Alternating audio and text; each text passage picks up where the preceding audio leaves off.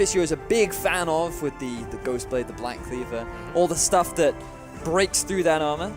As we'll have to see whether or not Schalke decide to stick with something similar in this game, or whether or not they decide to move away and go for something a little bit more unique. So far, same bans as what we've seen already, but the teams are taking their time. On rotation number 2, the Swain ban for Schalke, followed by Nidalee, and that's a quicker Caitlyn ban. Last time it was the 3rd rotation. Still expect the Vlad, but maybe not from Schalke's side, since Roccat are actually the ones that ban it. So in game 1, what we did see from Schalke was they actually decided to ban away Vlad and Elise. So that Elise is still left up on the table for Schalke to ban away if they so choose to. But there's also the Kindred still up, which I feel like Roccat, perhaps they want to make sure that Gilius doesn't get his hands on that, but I do think a Gragas ban could be very beneficial for Roccat right now as well. Yeah, well, the Ryze ban comes out, and so far we kind of expect that to be happening fairly regularly. So that last ban, I mean, Roccat, they could, in theory, ban the Kindred themselves, because Airwaks was simultaneously the worst and best player, depending on what part of the game you were looking at. Azir, he's the one that's banned away, though, so this is the first pick over to Schalke. Now, did they instantly go for that Gragas? Is the jungle that important? Well, there are a lot of things available right now. We have the Kindred, the Gragas. They're not going to pick their mid this early on into the rotation with Azir being taken off the table. Viktor is a mid laner that springs to mind that could rise in popularity. Fox has had some great Viktor games in the past. So we'll have to see what they decide to prioritize. Just trying to think. It will be the Gragas. So they value that so much. I'm curious to see if they build the same kind of composition. Like Deficio is talking about how much he liked that, how well they were able to execute it. Roccat may not have an answer. Well, they're going to have to find one. In terms of the early game pressure, Airwaks definitely outmatched Gilius, using that Kindred to its full effects. Really playing the map very well during the early parts and basically setting his team up for success a little bit better than Gilius. But when it came to these mid and late game fights, Schalke were the ones coming out ahead, just straight up executing their composition overall better than Roccat were able to. Braum being considered yet again for Roccat. He just had so much they could get done and deny, but it didn't end up being enough at the end of the game. The Viktor comes in as a pick for Betsy now, and they lock the Jhin on their side. So the big question for me is, what mid do we now see coming out from Fox? He could go for a Lissandra. If he wants to be hyper-aggressive, he could go for something like a LeBlanc. Maybe even a Zed if he wants. Zed's a little bit more risky, but Assassins typically tend to be one of those risky picks. But also Roccat actually picking themselves up the Jhin, so Schalke already being denied the ability to go back to a composition that they're running in game 1. And to be fair to Steelback, he has had some pretty impressive games on that Jhin before. 2 games, 1 win, 1 loss. But still a very impressive KDA overall on that Jhin, even in his loss. 8.7 on the Jhin. So definitely knows how to make that one work. Well, Steelback has been using these longer range AD carries. The Jhin has been kind of what he's fallen back to when the Caitlyn wasn't available. Teams, even though that's a top tier AD carry, it's kind of still a respect band against him. Schalke, they're going to lock the Ezreal Bard, so they've got their bot lane all locked in him. Curious to see how they can make use of the Bard, because that is another champion that can really make or break a game in team fights. Certainly can. I'm surprised they managed to make it through the draft in the previous game, but it does look like sprattel going to be returning to that Bard once more. And Bard, fantastic for setting up engages, very oppressive during the laning phase, pretty much ticks all the boxes that you would possibly want in a support, and has been rising in popularity throughout the world. So definitely a strong support pick for Schalke to be picking up. Roccat on their side, they do lock that Braum. They get Airwaks back onto a very comfortable Kindred choice. So there's a lot of power, a lot of range as well. Despite the Kindred, they have the Jhin and Viktor. I mean, this is lasers and shots left and right, and they can deny even more poke with the Braum. So there's good protection there as well. It's quite interesting that when you kind of look at the matchups from the compositions that we have so far, the Viktor and the Jhin towards the late game have to be very mindful of this Bard, because he's going to get to a point where you can't dodge all of the Bard ultimates, and it's going to be really difficult for Roccat if they don't keep forcing these plays like we saw before, because if it gets to this late game point, they're eventually going to get caught out. We might see a similar thing to what we saw from H2K versus G2 yesterday, where one Bard ult pretty much decided the game.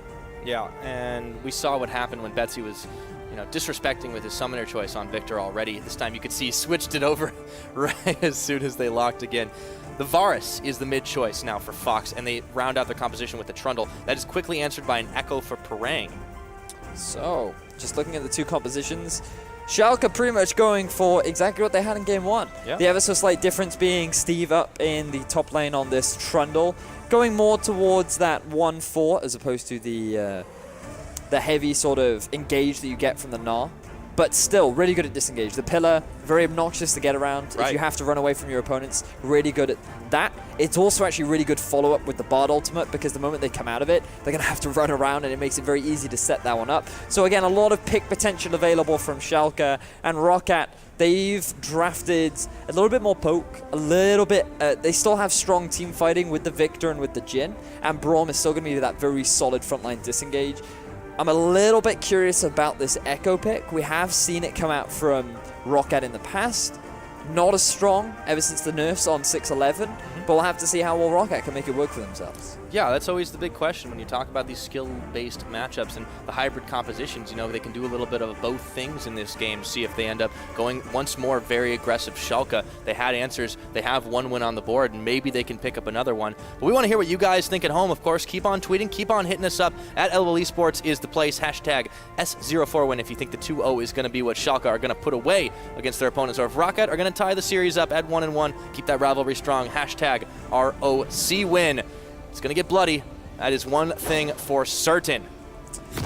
And once again, the early game will likely be our priority. We want to see how both these teams look to try and set up plays during the early game. Once again, we've already discussed how Schalke do have a composition that will take a little bit of scaling. Won't quite have the same sort of double penetration, but you are likely to see the Trinity Force being picked up by the Ezreal. So since the changes to that, he is going to be quite a powerful pick, and I'm excited to see how Schalke can make this composition work, but it's likely going to be very similar to what we saw in Game 1. Roccat, 4 members strong. We did see the scouting for the swap last time around. Fairly standard stuff. They send 4 members in, spotted on the ward, and Schalke scatter away. So Roccat clearly looking to see if they can spot the lane swap themselves and not maybe necessarily deal, or at least just get themselves a little further ahead early on. It's Roccat, excuse me, I'm talking about. So Schalke getting themselves some deep wards. Once again, both teams setting up for the possibility of a lane swap. If we are going to see a lane swap, it's actually quite a tough one to call as to who we're going to see try and avoid the 2v2 or the 1v1. Perhaps both teams basically just want to go for non-standard lanes and just basically look for that very passive early game. Yeah, still might fall back into those patterns. A lot of pings flying right now. Roccat attempting not to show their hand, but they are spotted as they run through the jungle. Schalke know this is happening. Are they content to take the 2v2? Or it looks like they're actually just moving back down towards the bottom side. We could be in for yet another fast push.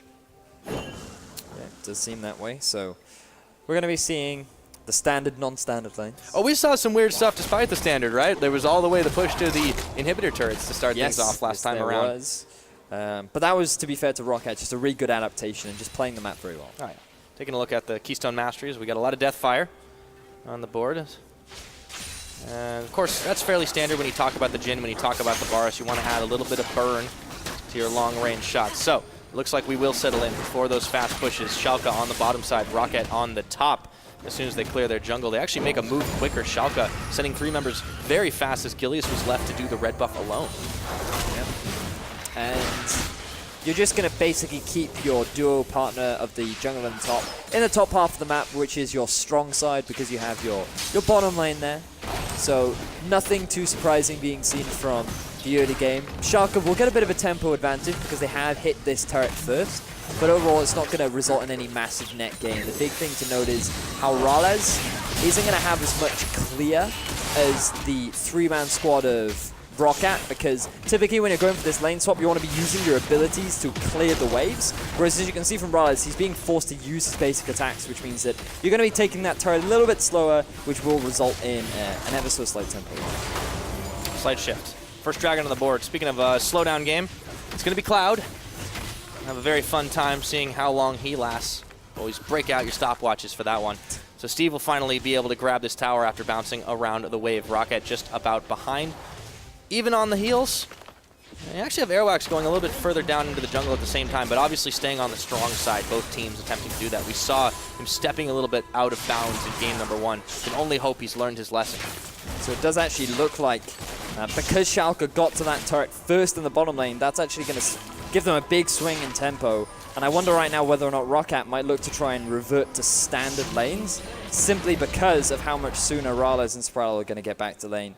Looks like right now that they are going to continue on with the lane swap, but just think of the huge amount of experience and farm that Steve is going to get off the back of this. This could result in a big problem for Parang moving forward. Yeah, RALEZ wasn't even able to, or was able to get there and grab a little bit more for himself as well, since they decided to send that 2v2 up to the top side and keep it that way, forcing Parang to back off. Still not wanting to take this 2v2. Braum and Jhin, Steelback, RALEZ going to be pushing down the bottom side into Steve, and still settle fairly into the standard. sprattel actually doesn't stop the Parang back.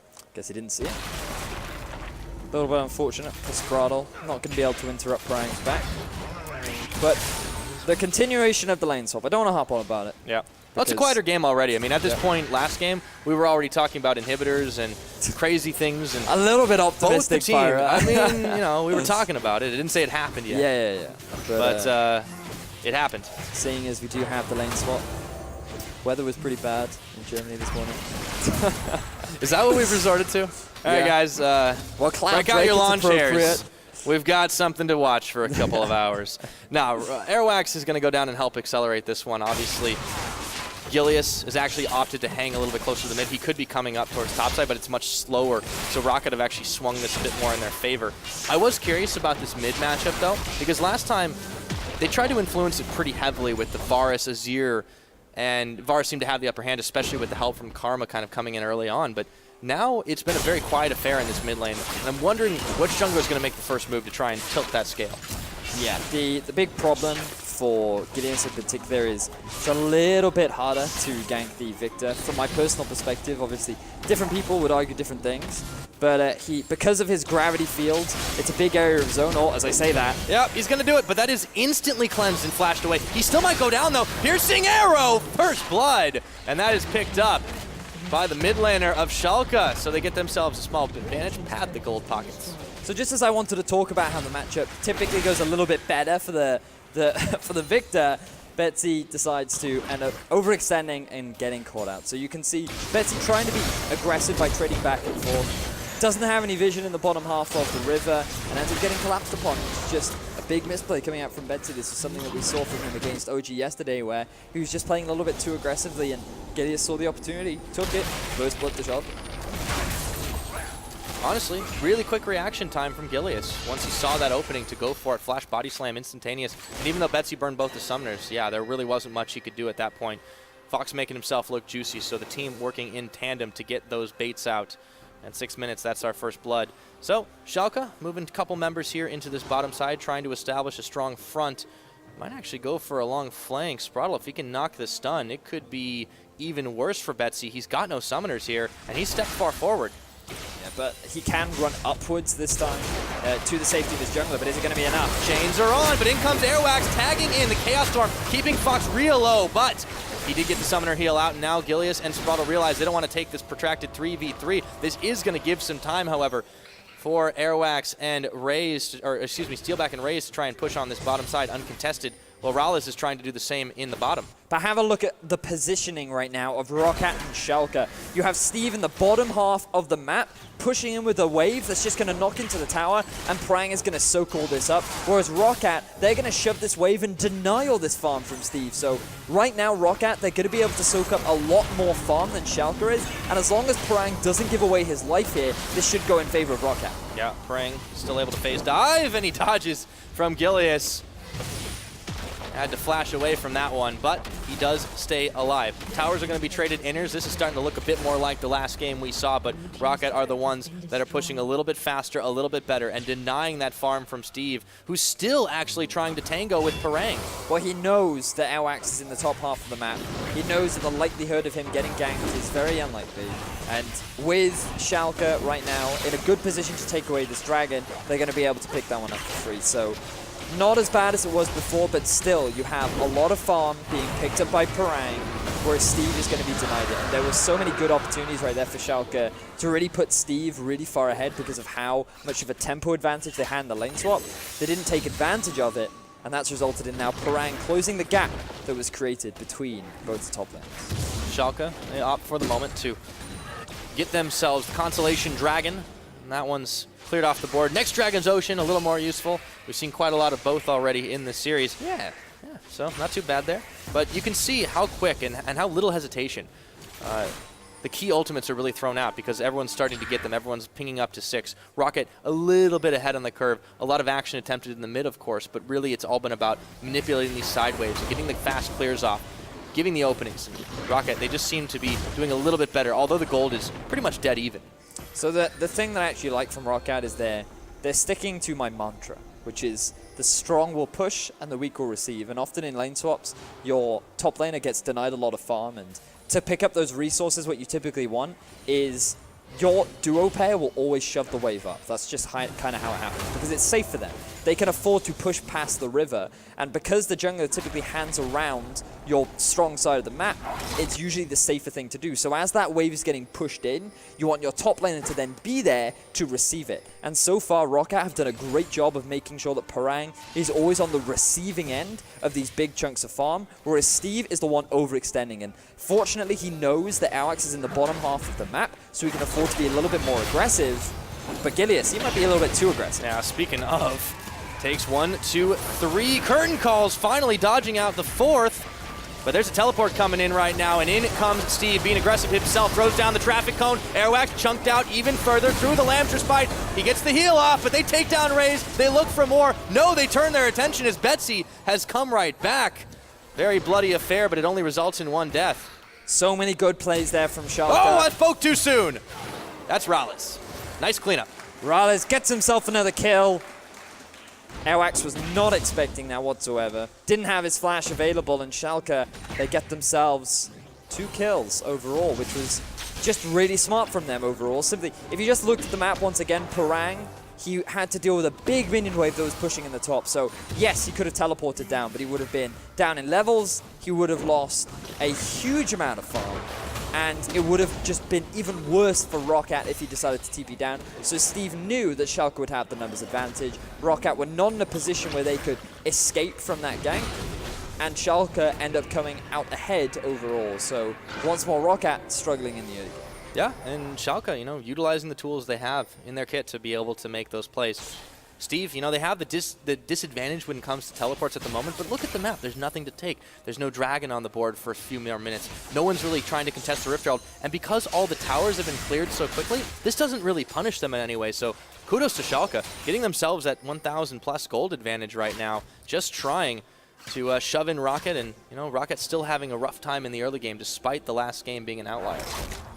Certainly is the case. So moving forward, for Schalke, this is great. Their composition hits a big spike in the mid to late game. Varus, he wants to complete that Black Cleaver Ghostblade. Actually, in fact, we saw before, more towards that heavy penetration with the Mortal Reminder was sprattel. Oh, he's caught. 1 magical journey later, though, and he's going to be wiping some sweat off his brow. Oh, very close to sprattel. But fortunately, by playing Bard, it does mean that you are a bit of a slippery sausage, so he's quickly able to get out of that one. Slippery sausage? Yeah, it's I've not heard that one before. It's British. Is that what they say in Wales? Like, that's the badger. So that's a slippery sausage. Like, you're looking sheepy. Yeah, we got a bunch of phrases. All right. This is like another level of English, to be honest. And Airwaks, he's on another level of pain. Oh, wow. That was a big collapse right there. RalleZ getting himself another kill. That'll enable his power spike to push even farther forward. 12 minutes in, Schalke, they're not letting up. As soon as Airwaks steps out of line, he's down. Chains, insta-cleanse. And that'll stop the aggression there from Fox, but he does trade a summoner, or he trades an ultimate for the summoner. So Airwaks wants to get a bit of deep vision down. Because he's on the strong side of his map, he feels that he's a little bit safer. Feels like Ryze can come up and provide that support if he needs it. Nope. But he was not expecting that immediate collapse coming out from Schalke. Gilius coming in from the flank. The binding from sprattel just made for a very easy kill. And because of all this attention that Airwaks is spending in the strong side of the map, it's resulting in Parang constantly being forced underneath his turret. Steve is so free to overextend and be as aggressive as he wants. And if he picks up this Rift Herald, he can just be even more aggressive. Yeah, it's going to be rough for Parang for a little while now once this one gets started. Airwaks is actually right behind it. I mean, there's no reason for them to try and contest this, but at the same time, it's going to be so rough for Parang. Rift Herald's already down to about 3,000. The rest of Roccat are moving towards this bottom side. It's going to be Dragon in 50 seconds. And if they play their cards right, they might just be able to get here to contest it on the side of Schalke. They could very well do. The teleport is just about to come back up for Steve. Roccat trying to get some deep vision down and steal away this red buff if they can. They know that the Gragas is not in the bottom half of the map because the Rift Herald has just been taken. So Roccat want to be able to pick up whatever advantages that they can. And right now, things are in a bit of a lull. The Dragon, as you rightly said, spawning in just a couple seconds. Because it's the Ocean, unlikely that both teams are going to try and force this play. So we'll have to keep an eye out. It's likely going to go to whichever team can pretty much pick it up the easier. You don't want to invest too many resources into this Ocean Drake simply because it doesn't offer a huge amount of value this Swift time. But the vision is definitely something Roccat have valued around that side. Look at how many wards they've invested. A couple of pinks. They still have several in their inventories. Versus what Schalke's really brought, not a whole lot. But Schalke, they haven't really needed it as much in the moment because they just keep getting these picks. It doesn't matter if you have vision if you step outside of the range. Certainly true. Schalke do have some fantastic picks, something that they made work very nicely in game 1 and they're trying to repeat in game 2. Why break something? Why fix something if it ain't broke? Yeah, I know that phrase, by the way. That's one we use across the pond for sure.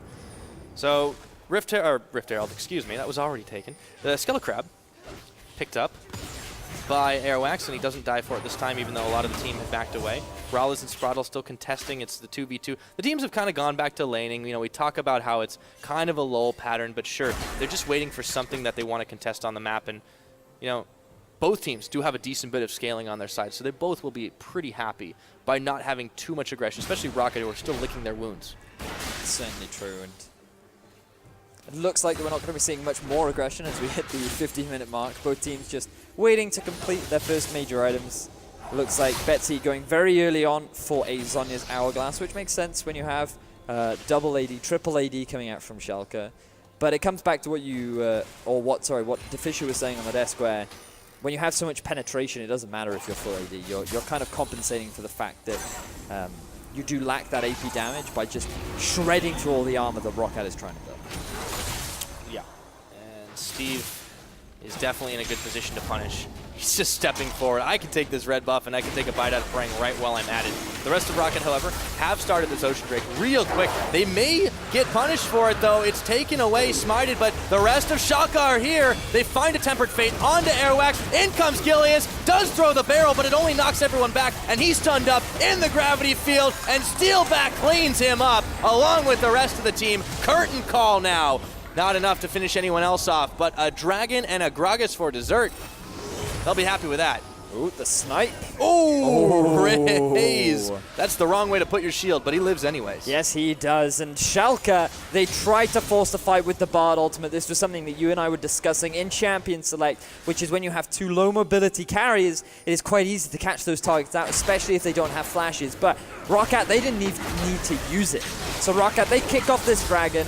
They don't necessarily have full vision control, but they have enough to cleanly take that one away. sprattel only lands the ultimate onto Airwaks, but because of the ultimate from Ryze, he actually prevents the disengage. And that pillar from Steve, I feel actually did more harm than good, because it made it so hard for the rest of Schalke to actually follow up on the initiation from Gilius, who didn't really get an ideal barrel, and because he was somewhat left up a creek without a paddle, it was easy for Roccat to clean up that fight. Yeah, and Schalke could have certainly lost a lot more. They did manage to get a bit of parting shots on the disengage, but just not enough to clean up any kills. So Roccat, they get a little bit back for themselves. They have to be feeling pretty happy with that play. Schalke, though, not letting up an inch, continuing to push down on this bottom side, but they might be stepping into a hornet's nest if they don't watch their backs. Oh, Schalke playing very aggressively on the bottom half of the map. It is a 3v3. Neither teleport available on the top laners, but Steve, he's definitely building a bit of an advantage in this top half of the map right now. Completed the Ravenous Hydra already, working towards what I expect to be a Spirit's Visage to get a bit of magic resistance up against the lot of AP that you have coming out from Roccat. And I just really want to keep my eyes on how Steelback is doing on this Jhin, because he did have a fantastic game 1. And so far, 1-0 and 0, 165 CS, completed the Ghost Blade, playing pretty well. Yeah, he's definitely ahead of the Ezreal right now, and he even manages to dodge his way out of the Tempered Fate. Walking, stepping, nice and easy. Walk softly, but he has a big gun to carry, that's for sure. 18 minutes on the clock. Ghost Blade popped for Fox, but he runs back into Airwaks. It's fine. He's got friends. There's the Lamb's Respite. Airwaks is going to live through it. Ryze steps right forward, and Betsy hops and lasers, but he can't find the kill. double summoners used by Fox to get out of that situation. Ambitious flash from Betsy, but he does get the return flash out from Fox, which now results in Fox having no summoners available, something that he's going to have to be very mindful of when going up against Parang, who's going to be looking to dive onto that backline whenever he sees an opportunity. But Airwaks, really aggressive plays coming out from him. 2 versus 1. He knew that the rest of Roccat were coming in for the collapse, but he bought enough time for his team to join, provide the support that they needed, and they're actually able to force Schalke away from that tier 1 turret in the mid. That's what's just been so critical about this team. Airwaks trusting his team to be arriving right on time, and when they have started these fights, it's looked seamless. They've not been able to execute 100% of the way, but to start them, they've definitely got that down to a pattern. And Roccat, you know, they're looking like a stronger team than last week, despite the loss we saw. Maybe Airwaks trusts his team a little bit too much, and often when he goes to these hyper-aggressive team fight starts, he's just like, team, I know you'll follow up with me, and the rest of his team is like, wait, what, you're going in? But they do follow him. Eventually, after he sometimes gets caught out, which is why right now, sitting at 0-2, not the best way to start off a game, but still, Roccat, they're not out of it yet. They are only at an ever so slight deficit. They do still have a pretty good team fight comp, and if they get more engages like they had around the Dragon, where they get a fight in which suits them, one in which they can actually be the facilitators and they set it up for themselves, then there's no reason why they can't come out ahead in this team fight. Yeah, but still have to be very wary of the power that Schalke are bringing as the fight gets on. Sprattel right into RALEZ. He's going to get stunned up. Tempered Fate lands, and it lands on Airwaks. And Gilius, the curtain call. Steelback grabs a kill for himself. Airwaks having to flash, and a true shot barrage. 2 quick cleanups, and there's no way Parang is going to get there in time. A double kill to the Triforce Ezreal. So really good pickup coming out from Roccat. They instantly go for the collapse down onto Sprattel, but the problem is, because of how slippery this bard is, they have to invest so many resources just to actually finally get that kill, and because it took them so long, MrRalleZ is finally able to join the fight, and he cleans it up in favor of Schalke, who are now going to go for this tier 1 mid. Yeah, Parang, Steelback trying to pincer, but Steelback still took some time to get right in range. Steven Fox really getting punished here, as this tower will stand another day. I thought you called him Steven Fox, and I'm like, oh, is he famous? Steven Fox? Yeah, actually, to me, it sounded like it was a really, really good sitcom. So if this whole Schalke thing doesn't work out. Anyways, let's see the fight again. RALEZ steps right around and preempts the magical journey. I love this move. Yeah, really smart from RALEZ, but unfortunately just the positioning of Gilius to prevent the ultimate coming out from the Jhin means that it just takes them a little bit too long to finally get that kill. Oh. They can't go for the disengage, and then the exhaust little bit too late from RALEZ, and it just means that MrRalleZ gets all the damage down that he needs. He's now 4-0-1, sitting on a Trinity Force, and already MrRalleZ having a great way to kick off this game. Yeah, Steelback's definitely doing pretty hot himself, but you know, if you're going to be looking at 4-0 Ezreal, you've got to be happy with how this game is shaping up. We're 21 minutes in, Baron's been live, and obviously every prediction for when are they going to take what objective, it seems to have been off the table from last game, but things here a bit more standard as the next dragon spawns. It is in fact Ocean once again. Gilius is lying in wait to see if Roccat want to try and set up some vision, but he moves a little bit too quickly out of there, and Scuttle Crab will be taken. So, setting up for this next Ocean Drake, Schalke shoving in the bottom wave, forcing Roccat to have to deal with it so that Schalke can make this dragon acquisition just a little bit easier. Teleport unavailable for Parang, but is up for Steve. So I think Roccat, they just need to concede this dragon, because if they try to fight it, they're not going to have the support of their top laner. And, don't concede the blue buff, though. Yeah. Fortunately, Roccat, they're able to give themselves the blue buff, but they don't get the blue buff onto Betsy. Airwaks is still playing with fire, though, man. He steps real far forward on that one. Manages to get it down, but they're going to have to give up the dragon, as you say. So, got 1 Air Drake, 1 Ocean Drake, but now the third one goes over to Schalke. Still in the top side. The top laners locked in an epic struggle for eternity. Steve having the teleport advantage very momentarily, but as you said, there was really no way Roccat were going to be able to contest that buff. And have a look at Gilius' scoreline. 1-1-5. 100% kill contribution right now. And we talked about how maybe Roccat should look to take him off this pick, but they decided not to. They haven't been able to answer it, and so far Gilius is demonstrating once again why Gragas is one of his go-to champions. He can just be so aggressive on it and setting up fights. We talk often about Gragas being a enabling, disengaging champion, but there's something to be said for the flash body slam, flash ult. He's just had so many fast moves, and You know, I mean, just looking at Gragas, you wouldn't think him able to move that fast, but Gilius has got those quick fingers. Certainly does. Decided to actually pick up the Ionian boots, so he wants to get a bit of extra cooldown reduction in his kit to enable himself to go for those picks a little bit more often. Has that extra bit of mobility, being able to use that body slam a little bit more regularly.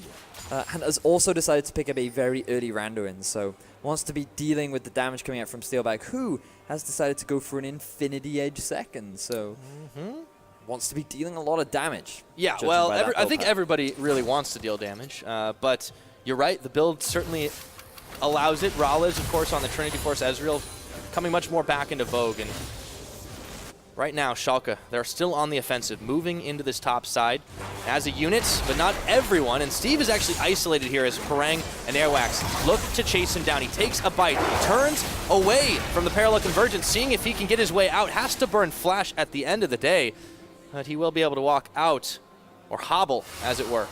The thing is, what is Schalke now going to do to try and punish the fact that Roccat have invested 2 members down into the bottom half of the map? There's not really a good objective for them to take.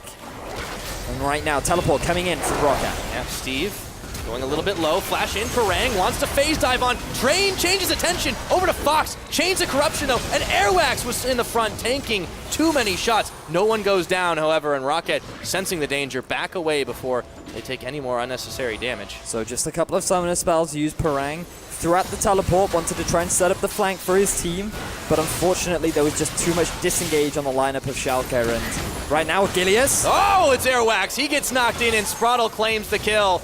That's going to put Schalke right on the front line to try and get even more out of this. Parang going low, Chaos Storm, not enough. RALEZ sinks the goal. Steve takes a bite out of Parang. That is 3 kills. They might be low health bars, and it's going to be answered back. Steelback gets Gilius for revenge. So, Schalke, they find the pick down onto Airwaks once again. Oh, flash from Steelback. RALEZ, he just narrowly scrapes out of that fight. It is so scrappy. Ryze going low, going down. Fox sinks him with the arrow. So Schalke, they've now picked themselves up 4 kills. They're likely going to get themselves a tier 1 in the mid lane, and they might even push for more. They're going to go for that tier 2 and build themselves a pretty big gold lead. Yeah, Schalke, they are on the offensive, on the front, continuing to find the openings, probing, and finally getting in.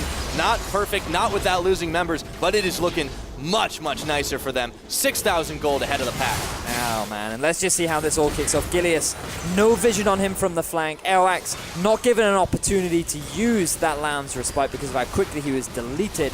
And then with the Steve engage from the flank, Schalke just go for the cleanup. RALEZ gets the first hit ultimate down onto Betsy, which is enough damage to get the cleanup kill. Steelback, though, trying to go for the snipe, gets the kill down onto Gilius, and then Ryze gets hit by that Cosmic Binding and goes down as well. So it's simply a matter of Schalke going for the immediate disengage after what was a really good setup initially from Roccat. A lot of summoner spells were used. Schalke go for the escape. Roccat tried to commit for this tier 1 turret. They don't expect the re-engage coming out from Schalke, and this just reminds me of what we saw in game 1, where Roccat, they just commit a little bit too hard and they don't respect the possibilities of Schalke getting a tournament. Time and time again, they're starting to prove it. So a big lead now for Schalke. Roccat, they're going to have some climbing back to do, but it's not like they've not been in a familiar position in terms of where the gold's at. Very different reasons, of course, this game, but this is something that they've found themselves in off in this split, and I want to see if they can make that comeback happen. If anything, they're more comfortable in this situation because kind of weird to say, in more of their games, this is the situation they have been put in. The late game team fighting is what they're all about, and all they need is Schalke to overstep their boundaries just a tad, and then Roccat can look to punish it. Yeah, exactly that. Not enough damage on sprattel, though. So the RALEZ has now been completed for Betsy. He wants to make sure that he can keep his opponents within the ultimate. Decided not to finish up the Zhonya's. Values more just picking up that Seeker's Arm Guard, so he has a bit of extra armor available. But 3 items strong now for Fox and RALEZ, and that is a very powerful poke duo that you have coming out from Schalke. Yes, indeed. They've been using it quite effectively. Roccat still got a lot of fight in them. Have to see how they're able to stem this onslaught at the moment. But the War of Attrition is starting to take a toll. A lot of wards of Schalke's inside of the Roccat jungle. The 6,000 gold advantage still staying there. Airwaks is caught. Tempered Fate. Can they collapse on him in time? Parallel Convergence, and that will cover Airwaks' escape. Parang tanks a True Shot Barrage, and that will be the end of that. So they invest a lot of resources down into trying to get Airwaks But unfortunately for Schalke, the presence of Parang and RAYZE is enough to just sway the continued aggression coming out from Schalke. So they don't find the pick, but they are going to force Airwaks back, and that might be an opportunity for Schalke to posture around this Baron. They're trying to extend their vision line deep into Rockat's half of the jungle, but they've decided that it's a little bit too risky, and they're just going to move away. No need to take those unnecessary risks for now. Roccat, they've been the ones who've been a little over-aggressive, but Schalke a bit more calculating. Dragon is live for Schalke with the map control that they have. This seems not contestable. Roccat have actually moved towards the top side, though, to see if they can get a bit more Baron vision back for themselves. And they might be okay with that trade for now, but still, the extra regeneration will mean Schalke can fight more and more often. Certainly will. And now have a look at Roccat. They're the ones posturing around the Baron. Something that they need to be very mindful of. They were able to sneak it at 21 minutes in game 1. Very different scenario, though. Very different, yes. As RalleZ. Oh! He shoots, he scores. Schalke! Wow. Wow. RalleZ going man mode. Gets a quick kill down onto Airwaks. Talking about this man getting called out of position. I don't think he was expecting to get called out by a RalleZ right there. I want to see that one again. RalleZ is styling at this point. Whew. Man. Talk about like just sweeping through everything and just getting that pot shot off to get the kill. I mean, he doesn't even have vision. He just spots RayZ, goes for a bit of poke, and then he notices Airwaks out of position. Oh my words. E into basic attack, into Q, quick kill. Airwaks unavailable. Schalke feel the need to try and force this Baron. Yep, didn't even look out of position, but now 5,000 health is down. Curtain call comes out. It's going to ping onto RalleZ, but he steps aside. Over there, still on the Baron. Steve trying to zone it out, but this could be not a smite fight since Airwaks way too low. Steelback will pick up a kill. That's the smite on from Gilius. Baron, they can't take it now. It's way too unsafe. Parang, though, gets sniped down by RalleZ, and Schalke trying to retreat, but Steelback with the double kill. Locked up. Do they have the damage? Gravity field. Sprattel. A triple for Steelback. Betsy's down. Everybody is dying in this fight. It's chaos. Fox will fall to Airwaks, and Roccat get the better of that. So it's almost like Roccat find themselves a late game team fight. This is exactly the style that Roccat like to play, and Steelback coming up huge with that ultimate. He held on to that last shot for such a long time. I was so worried that he wasn't even going to use it, but he saves it. He knows that Gilius is slowly getting chunked down. He understands the damage that Jhin has, and I'm not going to spoil the surprise. Just keep your eye on Steelback in there. Shot number 1 hits RalleZ. Shot number 2 hits Steve. Meanwhile, Parang, he's just trying to be a bit of a threat into the backline. And Gilius taking so much damage from the Baron. 806 crit is enough to take away the smite. And then just Steelback on the backline doing so much damage, completely untouched, with RayZ just soaking up so much of the damage. Both of the AD carries so crucial in these games. The damage output is ridiculous. And considering Steelback is on a way less mobile carry than RalleZ, it is incredibly impressive what he's able to get done, and the team has enabled him to do. 100% kill participation, 7 kills that Roccat have to the 13 of Schalke, but Roccat, they get themselves a serious amount of breathing room by stopping the Baron, by clearing Gilius away, and winning a big fight. This is the thing about Rockat's composition and Rockat's playstyle overall. They are very good at playing around objectives, and that is not necessarily the place that Schalke want to be. They have this poke disengage composition where you use the Trundle to draw pressure in a side lane and set up the flank. If you cannot set that up for yourself, and if you're not confident enough to commit to an objective like that, you have to be prepared for the response from Roccat, and so far the response has been pretty damn good. Yeah, no kidding there. Still, a lot of individual power plays, and Schalke still rocking this 5,000 gold advantage, but it means less and less. The more the game goes on, Roccat with the late game team fights, finding themselves in a comfort moment. They settle into it, but still very dangerous.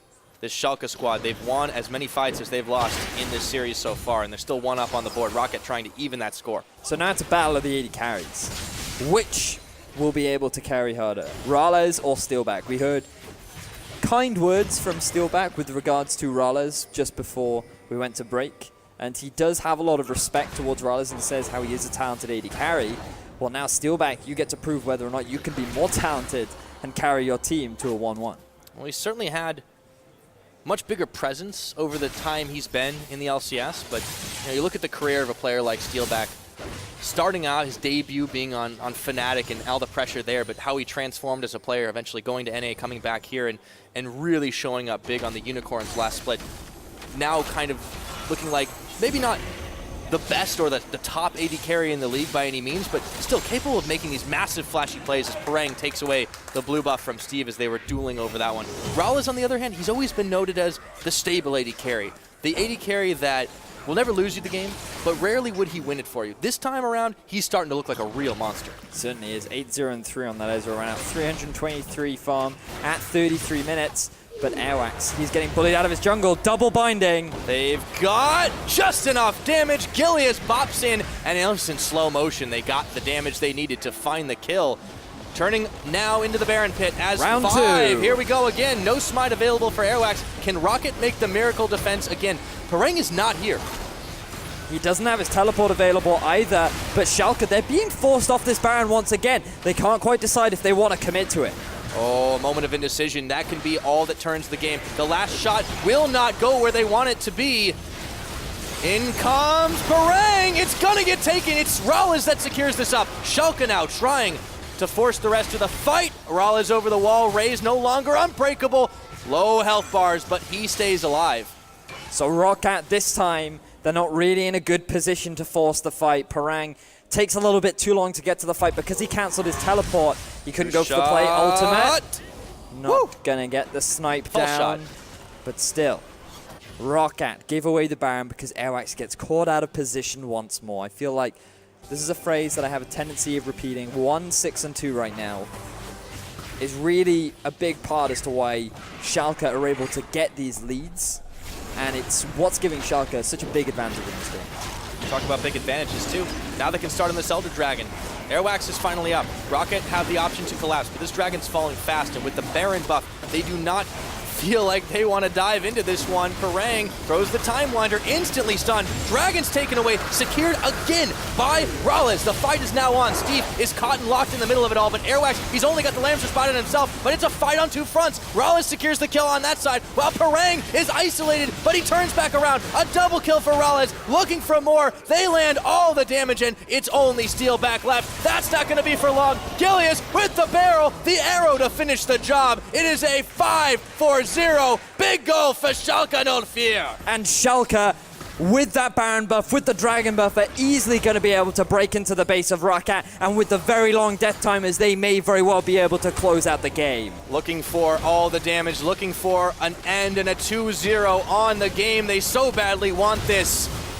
It's going to be the inhibitor. No one up for 10 more seconds. It's only going to be Razor Airwaks. They've got enough time to finish this one off. And what a hard-fought victory it was. Schalke coming up huge. Roccat, kudos for playing a brilliant game. But the end score is going to be 2-0 to Schalke 04. Schalke, they get themselves a 2-0. A desperately needed 2-0 as well, given they were sitting at 7th place. Now going to be getting those 3 points, moving up in the standings at this point in the split against a team that we have considered a very solid middle-of-the-pack team is only a positive thing for Schalke. The hype building up from week number 1, the acquisition of this team by the Bundesliga club. And it kind of fizzled out a little bit in week number 2. They weren't able to find the wins that they needed, but now taking on Roccat, who came into this game with such a clear plan, shore up the early game aggression, make sure we can take the same fights, but still some mistakes there. Airwaks getting caught out, but still setting up a lot of plays for his team. Roccat having late game team fighting, but falling and not able to contest those objectives. Schalke, well-deserved victory on the day. Yeah, what we saw from Roccat were glimmers of hope. At least they were improving, but we saw a lot more early game action from them in game 1 compared to game 2, where oh, that's for sure. They just kind of reverted back to their old ways. They tried to wait for a late game team fight, and they definitely found a few opportunities, but usually those fights were forced off the back of Airwaks getting caught out. And unfortunately for Roccat, it never seems to be a situation where they are the team setting up their own plays. They're not the ones getting in that vision first, setting themselves up for success. It's very much reactive play that's happening all the time. And if Roccat aren't able to change that play style, you're going to end up in a situation where Schalke, they pick themselves a great kite composition, a great poke composition, and you can just constantly pick off the disorganized team that Roccat can